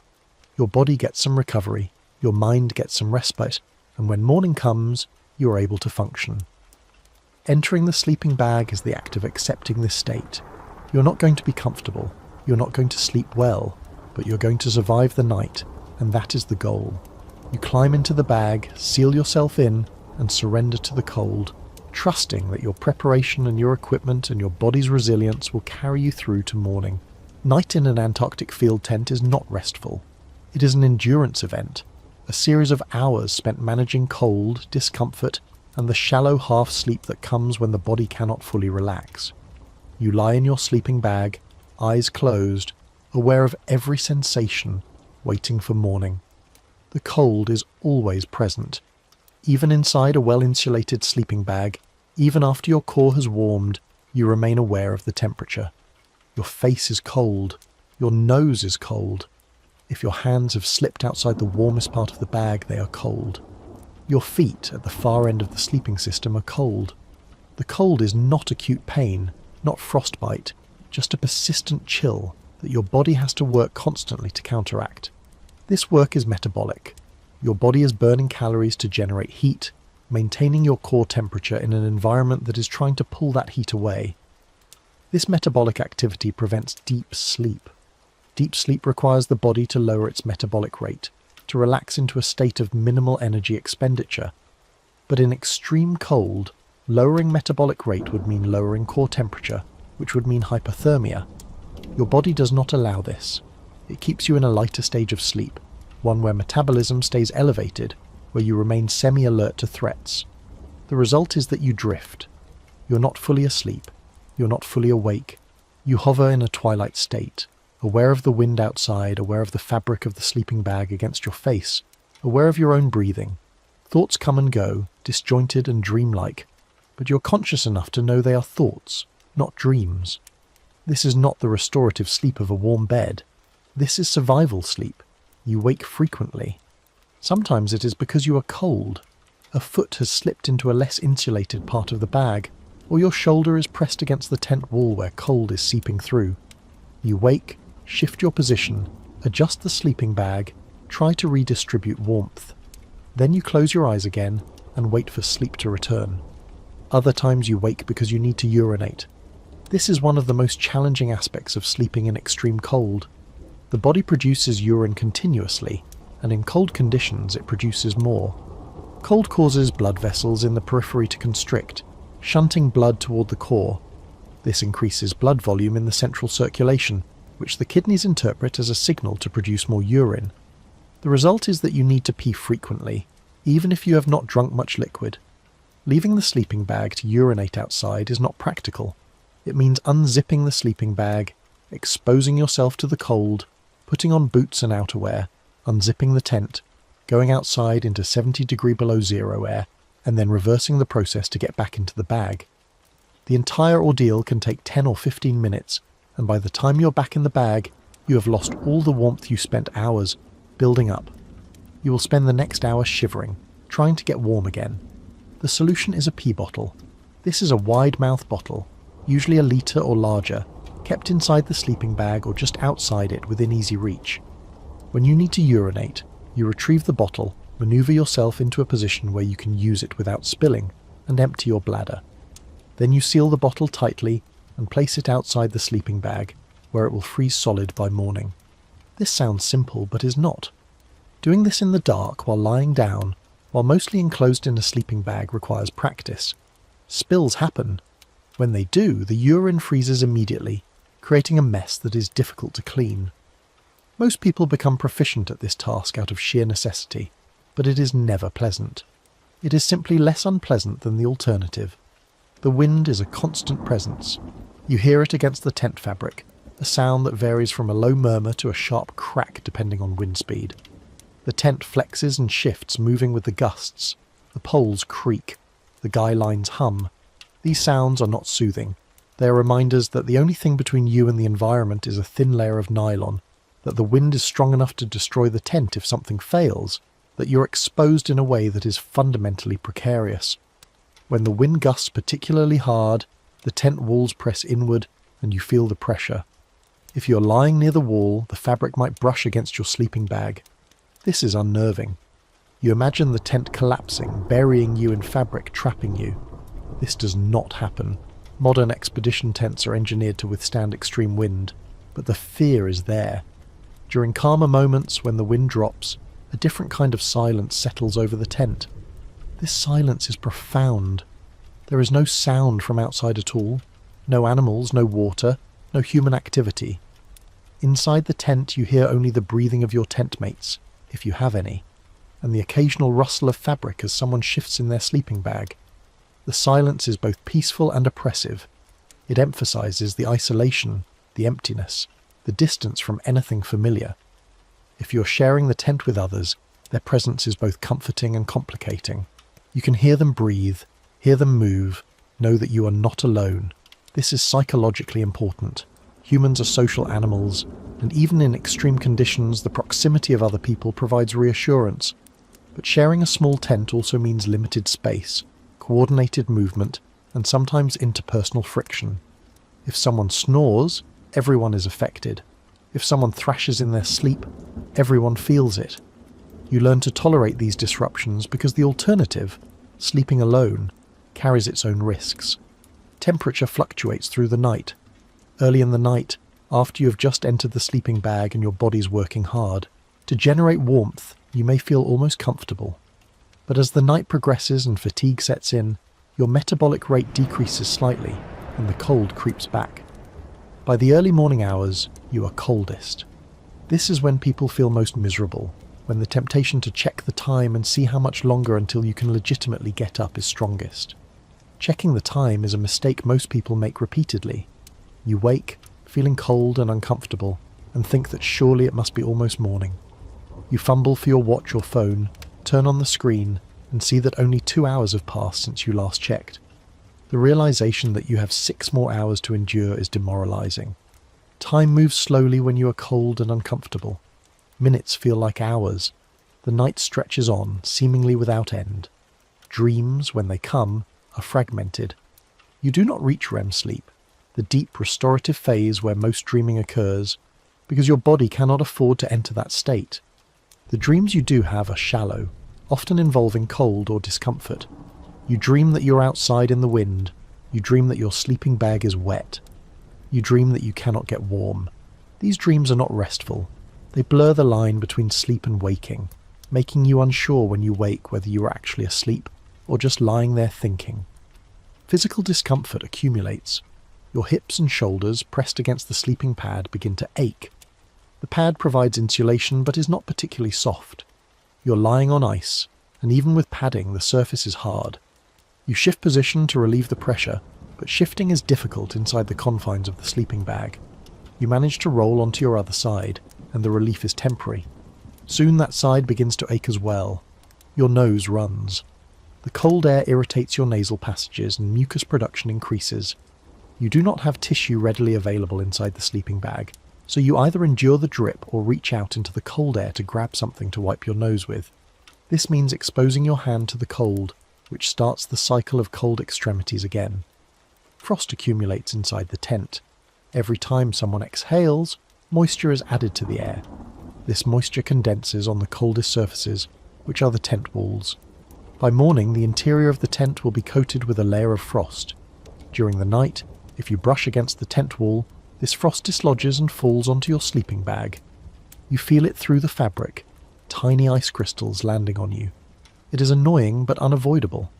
There are moments of unexpected beauty during the night. If you open your eyes, you might see faint light filtering through the tent fabric, starlight, or the green and red glow of the aurora australis. The southern lights are common during the Antarctic winter, though seeing them from inside a tent is different from seeing them under open sky. The colours are muted, diffused through the tent fabric, but they are there, a reminder that something exists beyond the immediate sphere of cold and discomfort. Eventually, after what feels like an eternity, you notice that the quality of your discomfort is changing.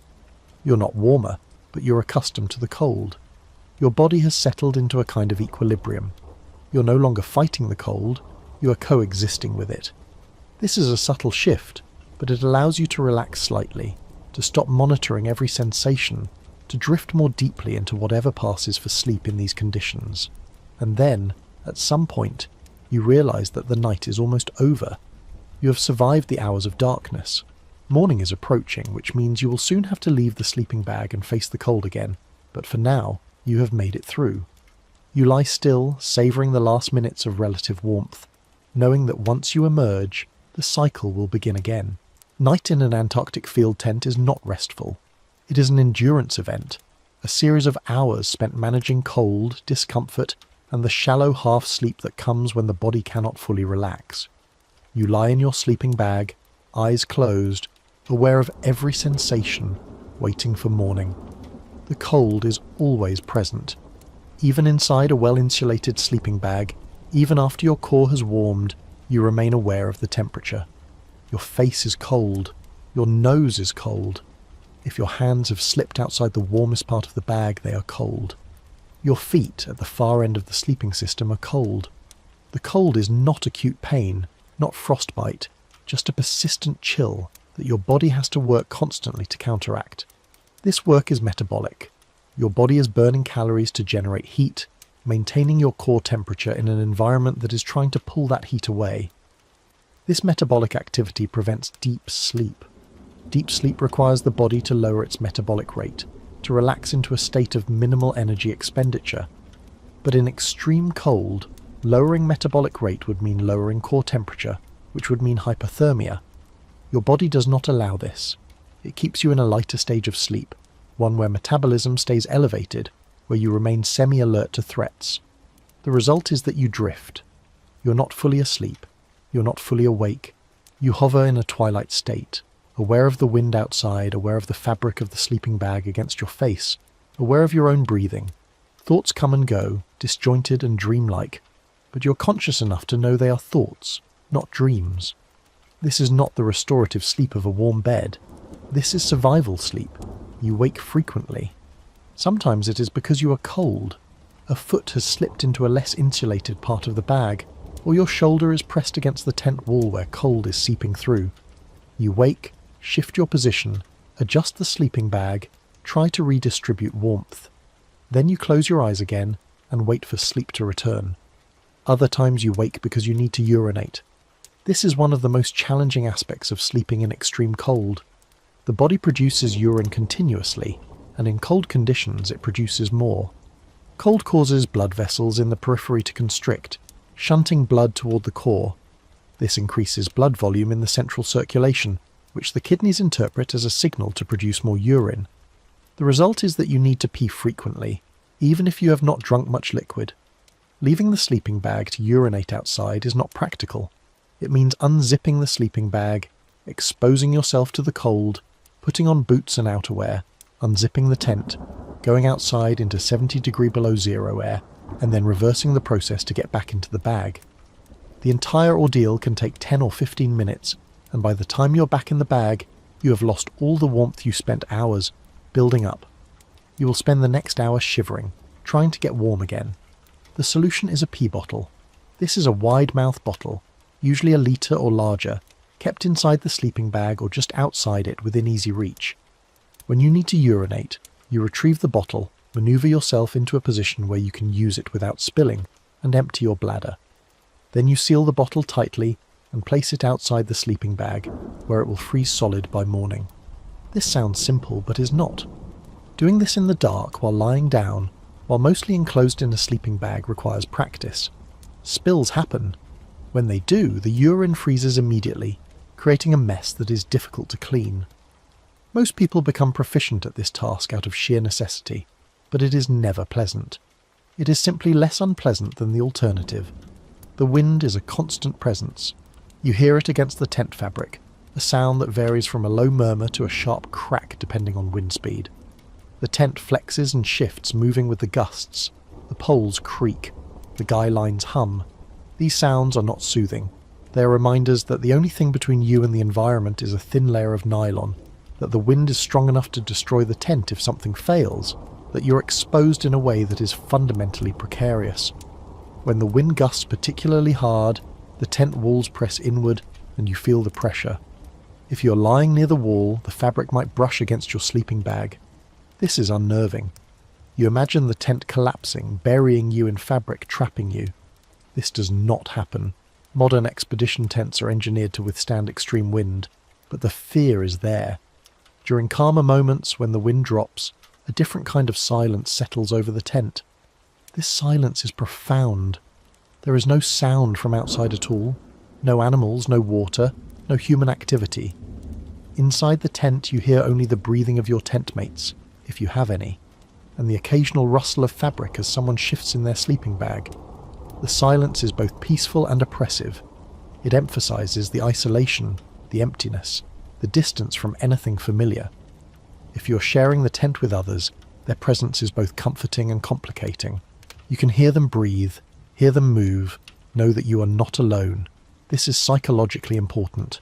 Humans are social animals, and even in extreme conditions, the proximity of other people provides reassurance. But sharing a small tent also means limited space, coordinated movement, and sometimes interpersonal friction. If someone snores, everyone is affected. If someone thrashes in their sleep, everyone feels it. You learn to tolerate these disruptions because the alternative, sleeping alone, carries its own risks. Temperature fluctuates through the night. Early in the night, after you have just entered the sleeping bag and your body's working hard, to generate warmth, you may feel almost comfortable. But as the night progresses and fatigue sets in, your metabolic rate decreases slightly, and the cold creeps back. By the early morning hours, you are coldest. This is when people feel most miserable, when the temptation to check the time and see how much longer until you can legitimately get up is strongest. Checking the time is a mistake most people make repeatedly. You wake, feeling cold and uncomfortable, and think that surely it must be almost morning. You fumble for your watch or phone, turn on the screen, and see that only 2 hours have passed since you last checked. The realization that you have 6 more hours to endure is demoralizing. Time moves slowly when you are cold and uncomfortable. Minutes feel like hours. The night stretches on, seemingly without end. Dreams, when they come, are fragmented. You do not reach REM sleep, the deep restorative phase where most dreaming occurs, because your body cannot afford to enter that state.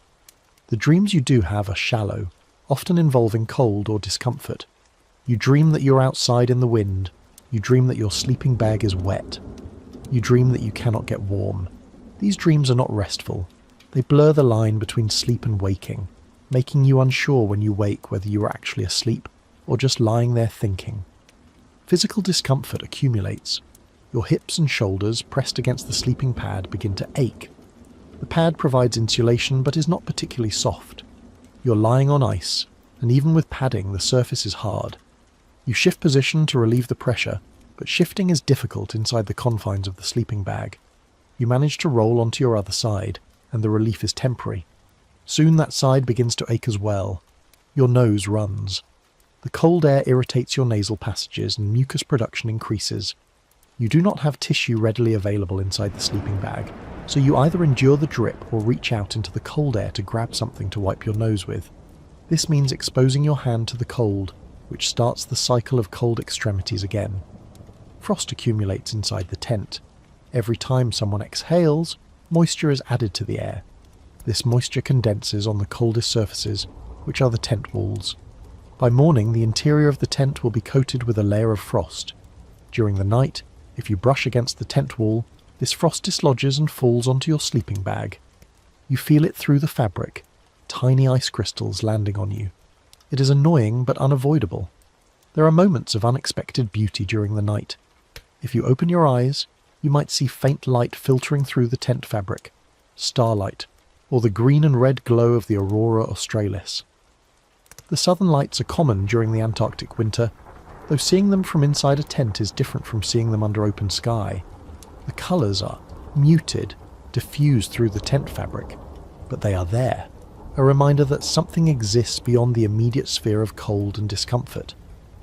Eventually, after what feels like an eternity, you notice that the quality of your discomfort is changing. You're not warmer, but you're accustomed to the cold. Your body has settled into a kind of equilibrium. You're no longer fighting the cold, you are coexisting with it. This is a subtle shift, but it allows you to relax slightly, to stop monitoring every sensation, to drift more deeply into whatever passes for sleep in these conditions. And then, at some point, you realize that the night is almost over. You have survived the hours of darkness. Morning is approaching, which means you will soon have to leave the sleeping bag and face the cold again. But for now, you have made it through. You lie still, savouring the last minutes of relative warmth, knowing that once you emerge, the cycle will begin again. The human body at rest generates roughly 100 watts of heat, about the same as a standard incandescent light bulb. This heat comes from metabolic processes, cells breaking down glucose, converting chemical energy into the energy needed for cellular functions with heat as a byproduct. In a temperate environment, this heat is more than the body needs. We dissipate excess heat through radiation, convection, and evaporation, maintaining a core temperature of around 37 degrees Celsius. In Antarctica, at 70 degrees below zero, the situation is reversed. The body is not producing too much heat. It is producing far too little. The environment is pulling heat away faster than resting metabolism can replace it. To survive, the body must either generate more heat or reduce heat loss. Both strategies come into play. Increasing heat production means increasing metabolic rate. Shivering is the most direct method. Muscle contractions generate heat as a byproduct, and shivering can increase heat production by 4 or 5 times the resting rate, temporarily pushing output up to 500 watts or more. But shivering is exhausting. It burns through glucose rapidly, and it cannot be sustained indefinitely. The body will shiver for a while, then stop, allowing metabolism to drop back closer to baseline before shivering resumes. This creates a cycle during sleep. You shiver, you warm slightly, you stop shivering, you cool slightly, you shiver again. The cycle is not smooth. It is a series of oscillations, and each cycle costs energy. Over a night, these cycles add up. A person sleeping in a tent at 70 below might burn 2,000 calories or more just maintaining body temperature, without counting any physical activity during the day. This is why food is so critical. The body needs fuel to run this metabolic furnace. If you go to sleep without enough calories in your system, your body will run out of glucose, switch to burning fat and muscle, and still may not produce enough heat. Core temperature will drop, moving you toward hypothermia. Even mild hypothermia, a core temperature of 35 degrees instead of 37, impairs cognitive function, slows reactions, and makes you more vulnerable to further cooling. The other strategy is reducing heat loss. This is where the sleeping system comes in. Heat leaves the body through 4 mechanisms: conduction, convection, radiation, and evaporation. Each must be minimized. Conduction is heat transfer through direct contact.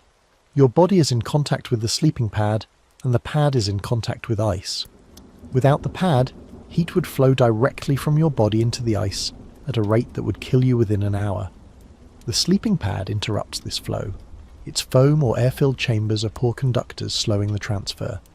The thicker and more insulating the pad, measured by its R value, the less heat you lose through conduction. An R value of 7 means you lose roughly 1/7 as much heat through conduction as you would with no pad at all. Convection is heat transfer through moving air. If cold air circulates around your body, it carries away heat. The sleeping bag stops this by trapping air in thousands of small pockets within its insulation. Still air is a poor conductor, so these pockets act as barriers. The more insulation, the more air pockets, the less heat you lose. This is why a -50 rated bag has more insulation than a -20 rated bag. It is not about the fabric being warmer, it is about the volume of still air the bag can maintain around your body. Radiation is heat transfer through infrared energy. All warm objects emit infrared radiation, and your body is no exception. In a cold environment, you radiate heat into the surrounding space. The sleeping bag's outer shell reflects some of this radiation back toward your body, reducing loss. Some sleeping bags include reflective liners, thin metallic films that enhance this effect, bouncing more infrared radiation back. Evaporation is heat transfer through the phase change of water from liquid to vapor. When sweat evaporates from your skin, it carries heat away. In extreme cold, evaporation is minimal because the air is so dry that moisture turns to ice rather than vapor. But you still lose heat through the water vapor in your breath. Every exhale carries warm, moist air out of your body, and that air carries heat with it. This loss is unavoidable, but it is why breathing outside the sleeping bag, rather than inside, helps preserve the bag's insulation. The balance of heat production and heat loss determines whether you stay warm enough to sleep. If production exceeds loss, your core temperature stays stable or rises. If loss exceeds production, core temperature drops. The goal is equilibrium, producing just enough heat to offset loss, maintaining 37 degrees. In practice, this equilibrium is fragile. Small changes make a difference. If the wind picks up and cools the tent, heat loss increases. If you did not eat enough dinner, heat production decreases. If your sleeping pad has a small leak and its R value drops, conduction increases. Any of these factors can push you from comfortable, or at least tolerable, cold into dangerous cold. The body has a hierarchy of responses as it cools. First, it restricts blood flow to the skin and extremities, keeping warm blood in the core. This is why fingers and toes get cold first. They are being sacrificed to protect vital organs. If cooling continues, shivering begins. If it continues beyond that, mental function deteriorates. You become confused, make poor decisions, stop caring about the cold. This is a sign of moderate hypothermia, and it is dangerous because the person affected often does not realize something is wrong. In a field tent, this progression is rarely allowed to reach dangerous levels because people are monitoring themselves. You know when you are too cold. You know that you need to eat more, add a layer, fix a problem with your sleeping system. But there have been cases where exhaustion, illness, or isolation prevented someone from recognizing the signs. Hypothermia can be insidious. It creeps in slowly, dulling the mind even as it steals heat from the body. There are physiological adaptations that occur over time. People who spend extended periods in extreme cold develop some tolerance.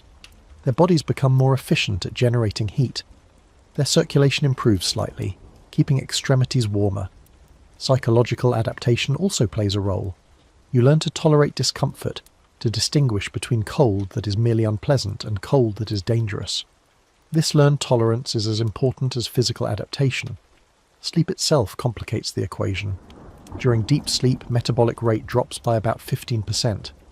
This is normal and healthy in a warm environment, allowing the body to conserve energy and focus on repair processes. But in extreme cold, this drop in metabolic rate means less heat production. If you enter deep sleep in a sleeping bag that is just barely keeping you warm, the drop in heat production might be enough to push you into mild hypothermia. This is one reason why sleep is light in the Antarctic field. The body does not allow itself to enter deep sleep because it cannot afford the corresponding drop in heat production. The numbers are not abstractions. A person sleeping in a tent at 70 below zero is engaged in a constant quantifiable battle between heat generation and heat loss. The sleeping bag, the pad, the vapor barrier, the food you ate, the water you drank, all of these are variables in an equation that determines whether you wake up in the morning feeling exhausted but alive, or whether you wake up with frostbite, hypothermia, or not at all. Understanding this mathematics does not make the night more comfortable, but it does provide context. When you're lying in your sleeping bag, shivering, wishing you were warmer, it helps to know that your body is doing exactly what it should be doing. It is fighting the cold through every mechanism available to it. The discomfort is not a sign that something is wrong. It is a sign that the system is working, that you are surviving. And survival, in this environment, is the only metric that matters. Waking in an Antarctic field tent is not like waking anywhere else. There is no gentle transition from sleep to wakefulness, no gradual warming of the air, no light creeping through a window. You wake because your alarm goes off. or because your body has had all the sleep it can manage, or because you're too cold to stay still any longer. You open your eyes to darkness, the same darkness that was there when you closed them, and the temperature inside the tent is still 70 degrees below zero. The first decision of the day is whether to stay in the sleeping bag a little longer or start the process of getting up. Staying in the bag is tempting. You're not warm, but you are warmer than you will be once you leave the bag. The moment you unzip and expose yourself to the air, you will start losing heat rapidly. Every minute you delay is another minute of relative comfort. But delaying also means delaying breakfast, delaying the start of work, delaying the moment when you can begin generating heat through activity instead of lying still. Most people compromise. They stay in the bag for a few minutes, allowing their mind to wake fully, preparing themselves mentally for what comes next. Then they begin the process of emergence. The first task is warming your core before you leave the bag. This means eating something while still inside. Many researchers keep a snack, a candy bar, a packet of nuts, something calorie-dense, inside their sleeping bag overnight, where body heat keeps it from freezing solid. You eat this snack now, in the darkness, while still enclosed. The calories will start metabolizing immediately, giving your body fuel to generate heat during the cold process of getting dressed. Next, you retrieve your clothing. The clothes you will wear today are not the clothes you slept in. Those are damp from the night's perspiration. You need dry base layers, and ideally, you kept these inside the sleeping bag with you, using body heat to keep them warm and dry. You also kept your boot liners in the bag. Now you need to put them on before they cool. Dressing inside a sleeping bag is awkward. You cannot sit up fully because the tent ceiling is low. You cannot spread out because the bag is narrow. You work by feel, maneuvering fabric in the confined space. You pull off your sleeping shirt and immediately pull on the fresh base layer. The transition is brief, but even those few seconds of exposed skin are punishing. The cold is sharp, immediate. You rush to cover yourself. Pants are next. You wriggle out of your sleeping pants while pulling on the day's pants, a complex dance of fabric and limbs in a space that barely accommodates either. Then, socks. You peel off the damp socks you slept in and pull on dry ones.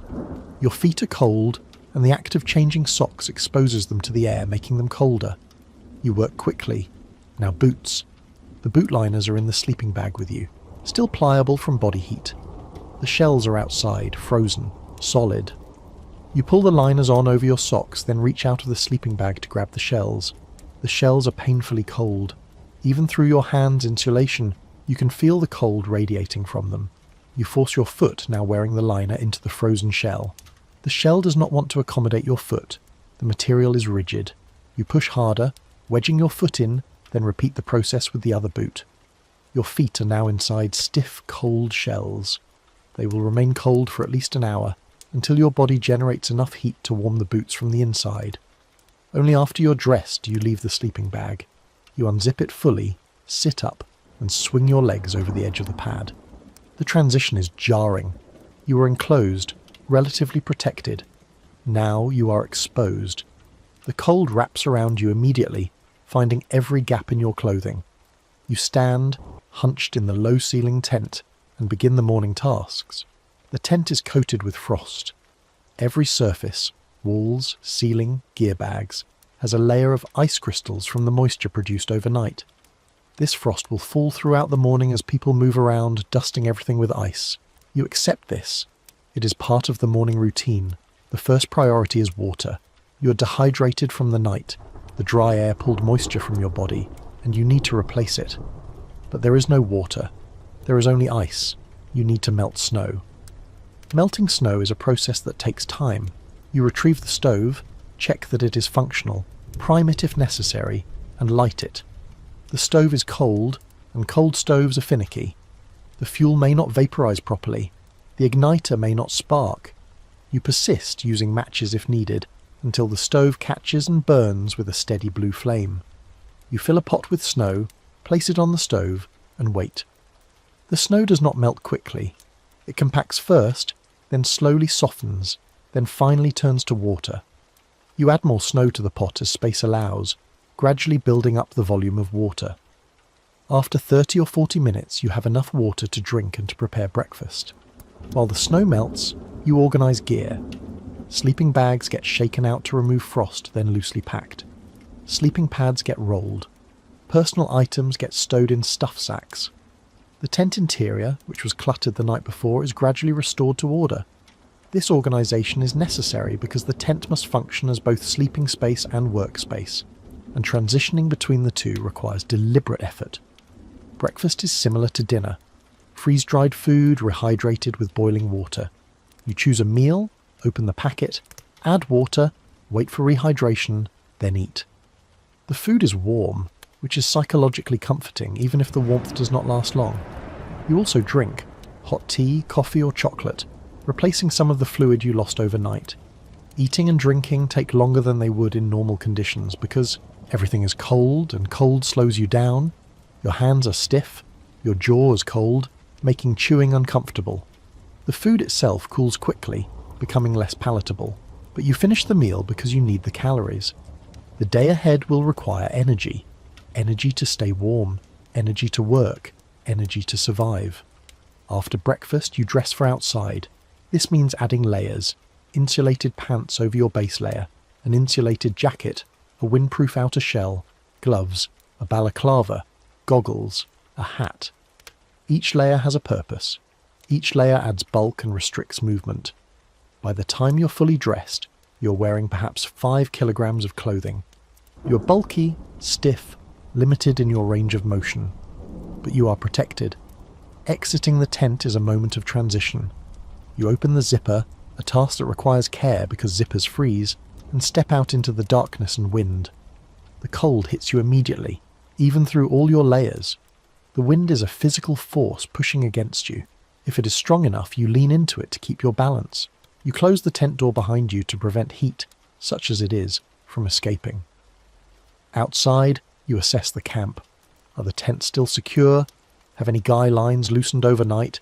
Is there new snow that needs to be cleared? You walk the perimeter, checking anchors, retightening lines, making adjustments. This is part of the morning routine. The camp is a system, and systems require maintenance. Then the day's work begins. Depending on the nature of the research, this might mean setting up equipment, collecting samples, travelling to a field site, or conducting measurements. The work is physical, which means you generate heat, which means you start to warm up. Your feet, which have been cold since you put your boots on, gradually become less painful. Your hands, working inside gloves, maintain some dexterity. You fall into the rhythm of the task, focusing on the work, and the cold becomes background rather than foreground. But the cold never goes away. It is always there, a constant pressure, a force that requires vigilance. You monitor your body continuously. Are your fingers getting numb? Is your face exposed too long? Are you sweating inside your layers? Each of these is a problem that needs addressing. You adjust your clothing, add or remove layers, take breaks to check for frostbite. The work is important, but staying alive is more important.